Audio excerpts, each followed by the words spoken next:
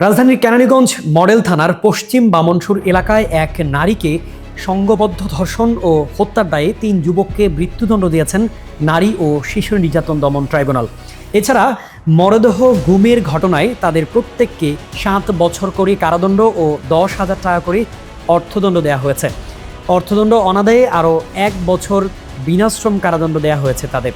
মঙ্গলবার ঢাকার নারী ও শিশু নির্যাতন দমন ট্রাইব্যুনাল ৪ এর বিচারিক মুন্সি মোহাম্মদ মশিয়ার রহমান এ রায় দেন।